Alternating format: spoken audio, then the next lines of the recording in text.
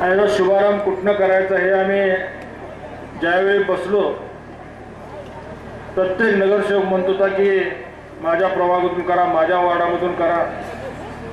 तर संपूर्ण सांगली, मिरज, कुपवाड शहरामध्ये योजना राबवत असताना प्रत्येकाची इच्छा होती की माझ्या वार्डामधून याचा शुभारंभ व्हावा.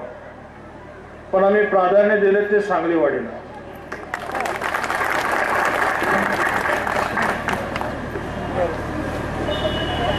एवढ्यासाठी प्राधान्य सांगलीवाडीला दिले की अनमोल भेट तुम्ही आम्हाला दिल्यानंतर आम्ही तुम्हाला कुठली भेट द्यायची. म्हणून सांगलीवाडीमधून आम्ही ही सुरुवात करण्याचं ठरवलं आणि आपल्या सर्वांच्या उपस्थितीमध्ये, सर्वांच्या साक्षीनं आज या भुयारी गटार योजनेचा शुभारंभ आपल्या सर्वांच्या उपस्थितीमध्ये होतो.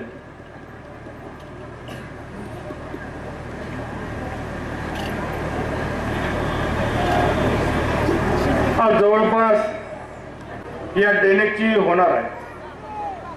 त्याचा खर्च जवळपास 188-179 कोटी हा अपेक्षित आहे. खरं म्हणजे आम्ही 2006 मध्ये या योजनेचा मागणी महाराष्ट्र सरकार आणि केंद्र सरकारकडे केली गेली होती.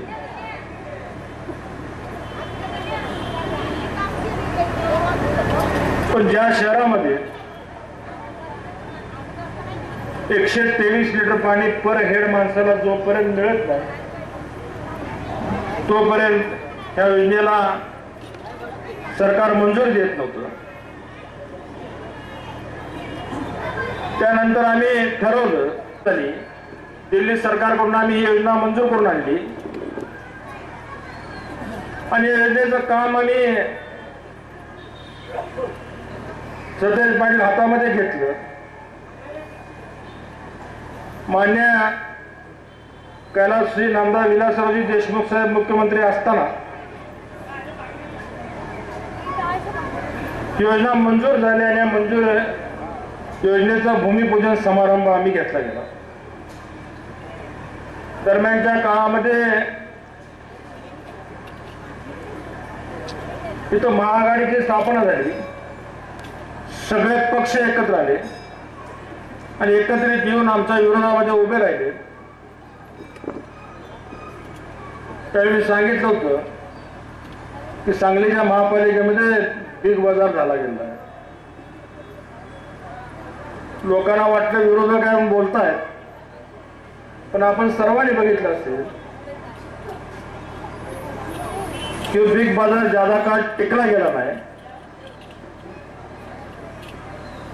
पण या टोळीनं मात्र 5 वर्षामध्ये, 3 वर्षात, 4 वर्षामध्ये या सांगलीचा जेवढा म्हणून मोठा करता येईल. तुम्ही ज्या रस्त्याने आला त्या रस्त्याच्या पुढे गेल्यानंतर एक नेता तुमच्या मंत्रिमंडळात आहे. आता तुम्ही मंत्रिमंडळात असल्यामुळे मला नाव घेता येत नाही, कारण उद्या कॅबिनेटमध्ये बसल्यानंतर तुम्हाला काहीतरी विचारलंच आहे. पण काही मंडळी इथं आली गेली. HCLचा प्रकार इथं आणला गेला. जे 5 रुपयामध्ये आम्ही जन्ममृत्यूचा दाखला देत होतो तो दाखला 63 रुपयामध्ये देण्याचं काम या मंडळीने केलं. आज आम्ही आलेला ठराव केला की कसल्याही परिस्थितीमध्ये 63 रुपयाचा भार आमच्या कुठल्याही जनतेवर लागता कामा नये. आम्ही ताबडतोब HCL कंपनी बंद करण्याचा निर्णय घेतला आणि HCL कंपनी बंद केली.